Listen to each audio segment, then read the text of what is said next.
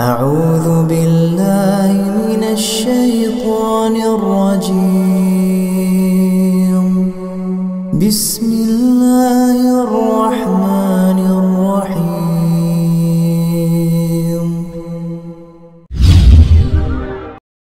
السلام عليكم ورحمة الله وبركاته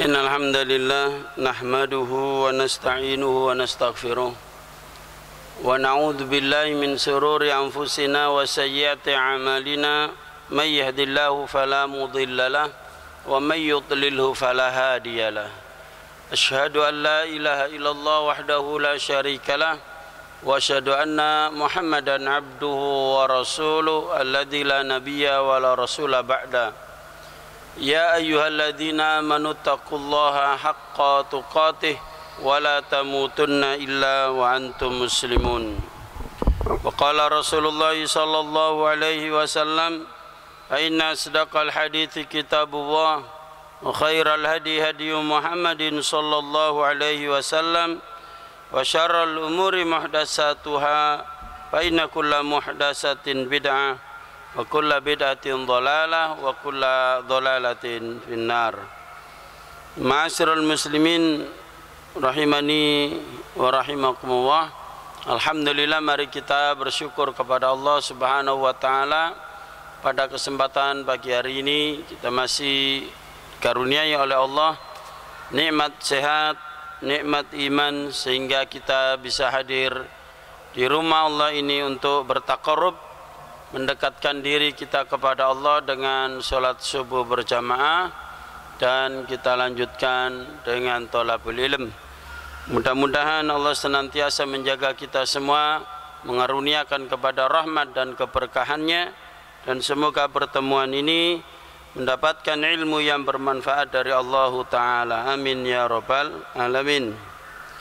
Jamaah yang dimuliakan oleh Allah, kita terakhir sampai pada hadis 111, yaitu Nabi SAW mengingatkan kepada kita jangan sampai kita menutup kebaikan atau tidak memberikan satu kebaikan kepada tetangga, karena nanti pada hari kiamat ada di antara para tetangga itu menggugat tetangganya yang lain di hadapan Allah. Kam min jarin muta'alliqun bijarihi yaumal qiyamah. Betapa banyaknya ada tetangga yang nanti dia akan menggugat tetangganya pada hari kiamat. Yaqul, orang itu mengatakan, ya Rabb, wahai Rabb, wahai Tuanku, hadza aghlaqa babahu duni. Orang ini, tetanggaku ini menutup kebaikan daripadaku. Jadi menutup pintu rumahnya daripadaku. Dia tidak mau berbuat baik kepadaku. Famata'a ma'rufahu, dan dia tidak pernah memberikan kebaikan kepadaku. Jadi jamaah yang dimuliakan oleh Allah, hidup bertetangga adalah hidup bersosialisasi, take and give, saling memberi dan menerima. Jadi kita diperintah oleh Allah, ta'awanu alal birri wat taqwa, saling membantulah kalian, tolong menolonglah kalian dalam hal kebaikan dan ketaatan kepada Allah. Wala ta'awanu 'alal ismi wal udwan, jangan kalian saling tolong menolong dalam perbuatan dosa, kemaksiatan dan permusuhan. Kemudian selanjutnya yaitu hadis ke 112,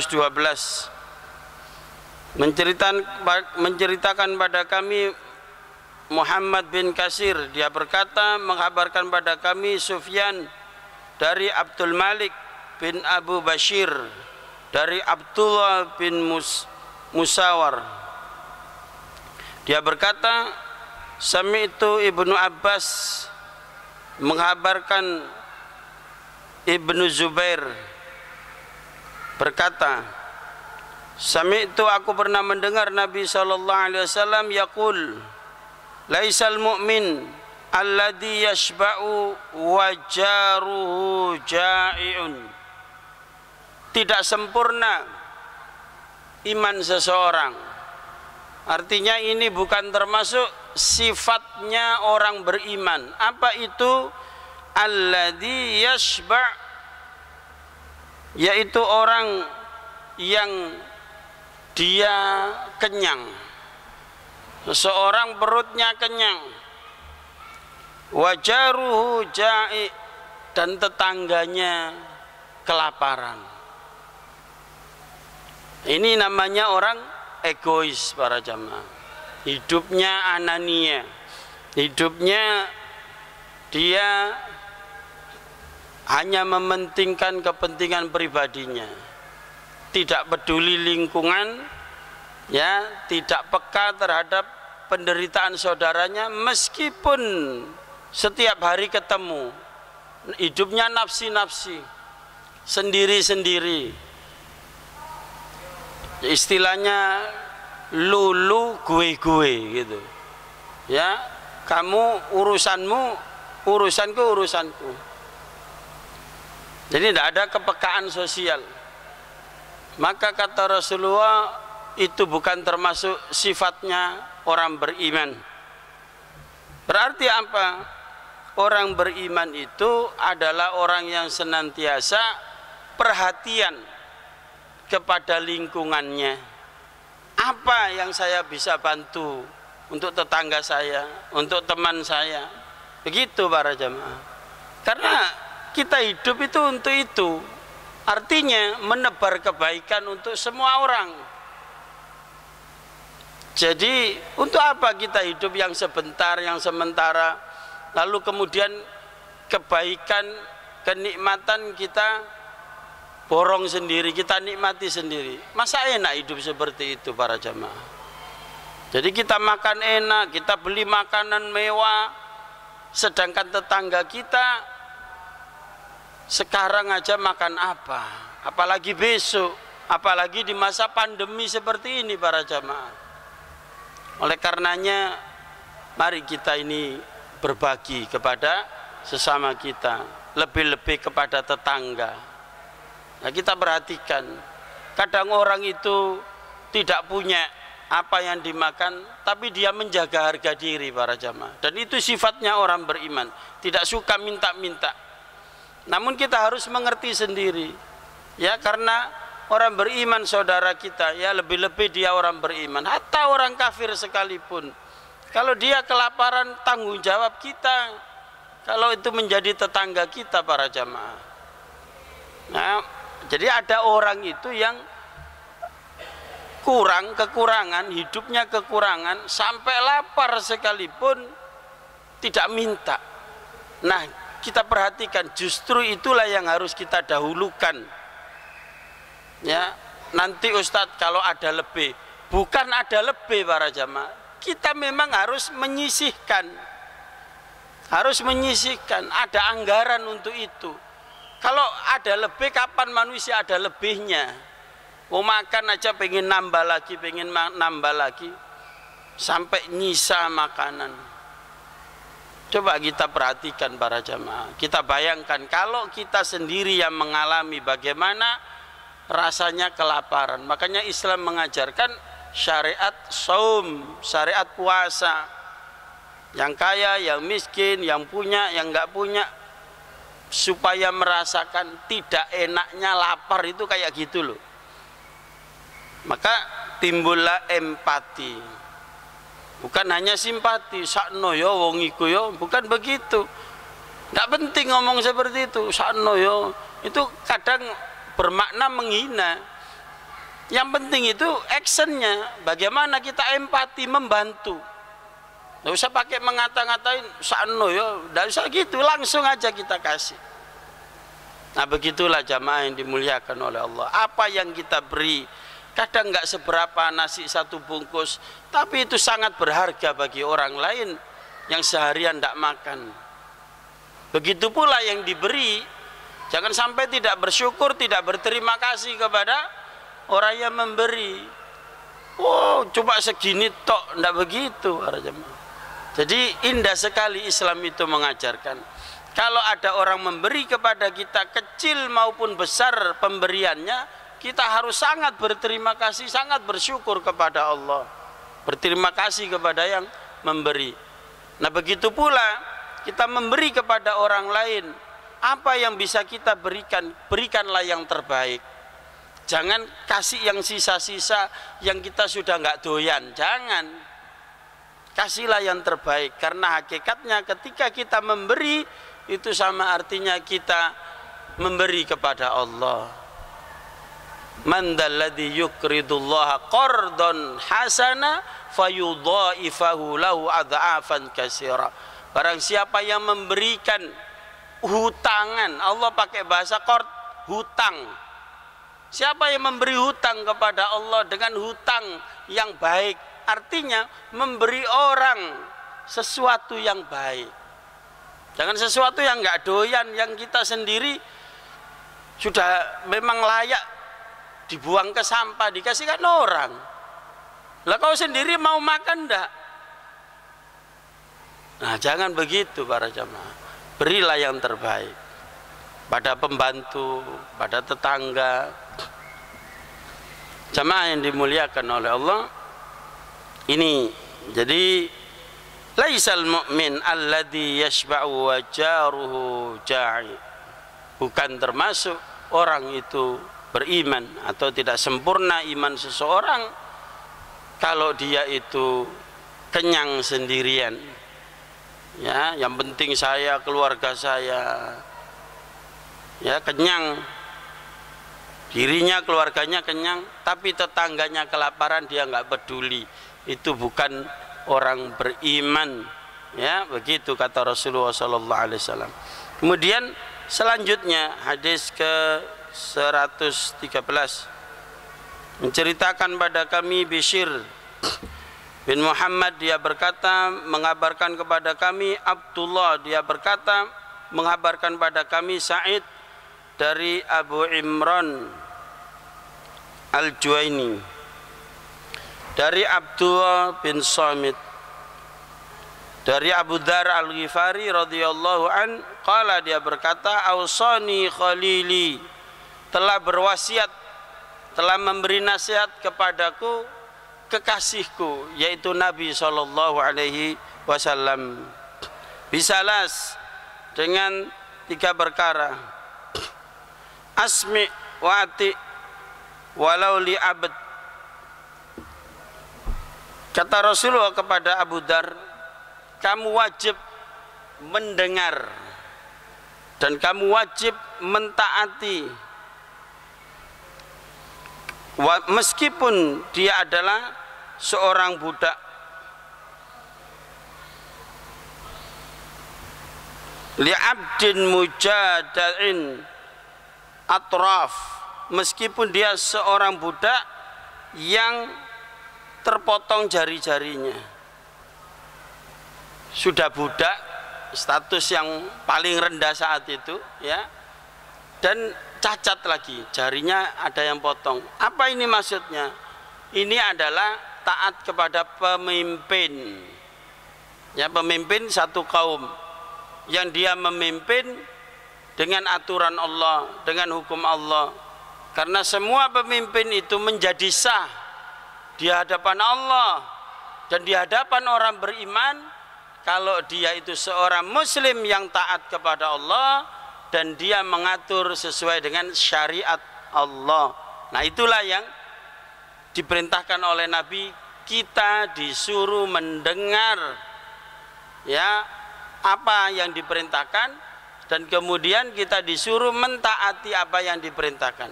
Sebab mustahil, sekali lagi mustahil, Rasulullah SAW memerintahkan kita untuk taat kepada pemimpin yang tidak taat kepada Allah.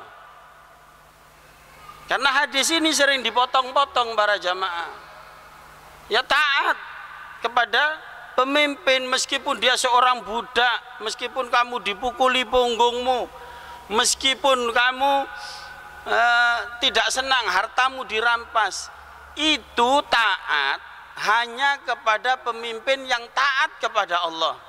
Yang dia tidak nurut sama Allah, tidak ada ketaatan bagi kita. Rasulullah SAW bersabda, la ta'ata li makhlukin fi maksiatillah. Tidak ada ketaatan kepada makhluk kalau makhluk itu nyuruh maksiat kepada Allah.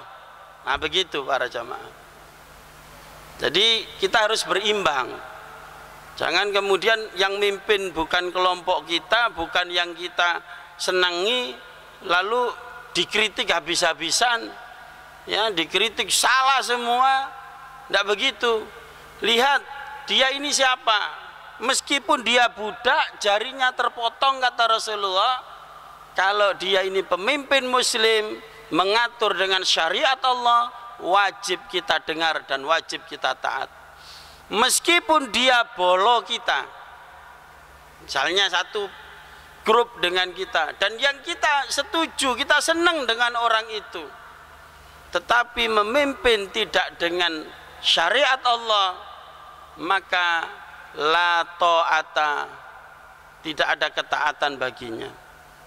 Nah begitu para jamaah. Jadi kita tempatkan dalil itu pada tempatnya. Jangan kemudian dikorupsi, dimanipulasi, dipelintir-pelintir, dibelokkan sana sini. Sekali lagi, mustahil Rasulullah memerintahkan kepada kita orang beriman untuk taat kepada pemimpin yang dia tidak taat kepada Allah. Mustahil. Jadi yang dimaksud untuk taat ini pemimpin yang taat kepada Allah. Ini yang pertama. Kemudian selanjutnya yang kedua, wa idza sna'ta marafatan fa aksir ma'aha. Wa idza sana'ta maraqatan fa aksir ma'aha.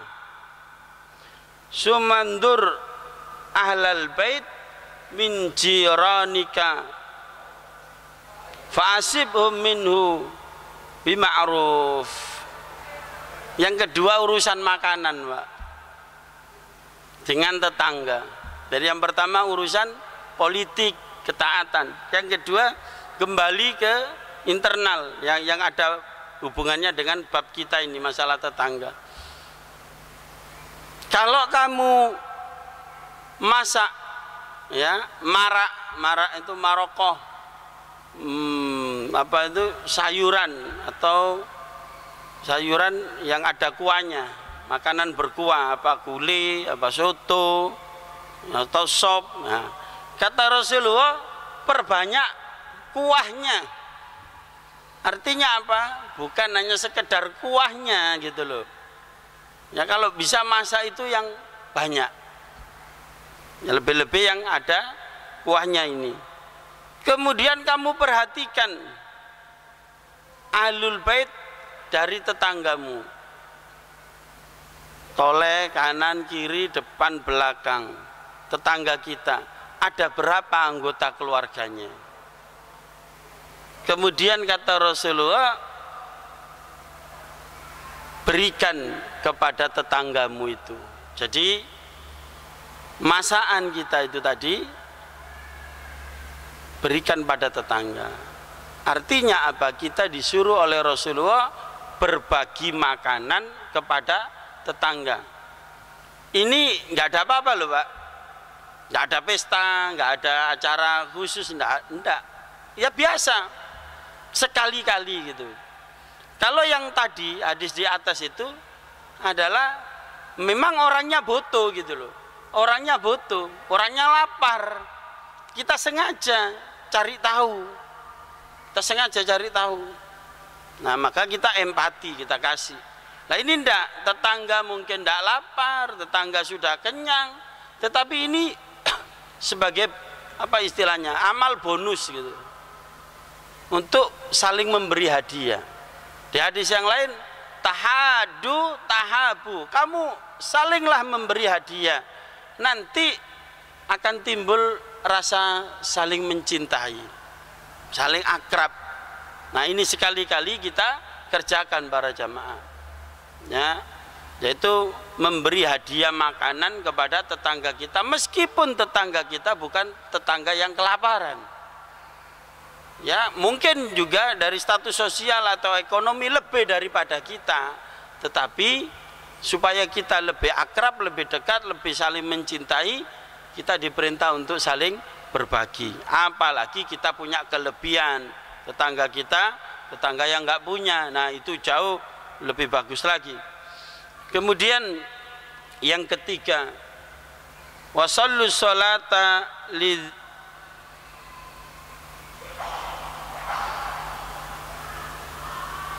dan sholatlah kamu liwaktiha, ya, sholatlah kamu liwaktiha, pada waktunya atau tepat pada waktunya. Jadi nasihat yang ketiga kepada Abu Dzar ini, Rasulullah bersabda, sholatlah kamu dengan sholat yang tepat waktu, yang pada waktunya. Nah di sini pada waktunya itu ya pada waktu sholat itu, durasi sholat itu. Kalau sholat subuh ya sejak terbit fajar shodiq, ya, dan sampai pada syuruk, nah itu waktu sholat subuh. Jadi kalau ada orang sholat subuh sebelum terbit fajar shodiq, tidak sah sholatnya karena belum masuk waktu. Dan ini kita harus hati-hati para jamaah. Dan inilah pentingnya beragama pakai akal itu, dilibatkan akal atau dilibatkan ilmu itu, ilmu pengetahuan, ya, di samping ilmu tentang dalil dari Al-Quran dan Sunnah, juga ilmu-ilmu mempelajari tentang alam semesta ini. Ternyata menurut para pakar bahwa waktu subuh yang ada di negeri kita, khususnya Indonesia ini, kalau sesuai jadwal itu kecepatan 8 menit, ya, kecepatan 8 menit, belum masuk waktu itu, waktu adzan yang apalagi yang jadwal abadi itu kecepatan 8 menit. Begitu kita masuk misalnya sesuai jadwal itu, kemudian kok langsung sholat, ya tidak sah. Sholat apa? Belum masuk waktu subuh, belum fajar shodiq. Nah jadi sekarang ada penemuan baru bahwa fajar shodiq di Nusantara ini, di Indonesia ini adalah dari jadwal itu ditambahi 8 menit, baru itu adzan masuk waktu subuh. Nah itu para jamaah, itu sholat pada waktunya. Didahului belum waktunya tidak sah, lewat waktunya ya juga tidak sah. Misalnya sengaja diundur, nanti saja jam 6 sholatnya sekalian diraupel dengan sholat duha, sholat subuhnya, ya nggak sah, bukan pada waktunya. Nah ini yang dimaksud Rasulullah merintahkan kita sholat pada waktunya. Atau di hadis yang lain, ketika Rasulullah ditanya tentang amalan apa yang paling afdol, Rasulullah menjawab as-sholatu fi awwali waktiha, yaitu sholat pada awal waktu, ya, jadi tidak mengundur-undur waktu. Begitu masuk waktu, misalnya waktu sholat duhur, ya segera adzan. Nah, adzan kasih kesempatan untuk sholat qobliyah duhur, habis itu langsung sholat duhurnya. Nah misalnya seperti itu di awal waktu. Nah intinya para jamaah, sholat seseorang tetap sah meskipun di akhir waktu. Kan ada awal waktu, tengah waktu, akhir waktu.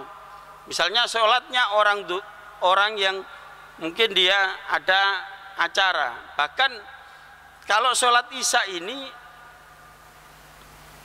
itu kalau tidak memberatkan umatku, kata Rasulullah, kalau tidak memberatkan umatku, saya anjurkan sholat isya itu agak lebih dimalamkan, ya, lebih malam lagi. Jadi misalnya sekarang jam 7 kurang seperempat, itu bisa lebih malam lagi, misalnya jam 8 gitu. Ya, sholat isya ini khusus sholat isya ya.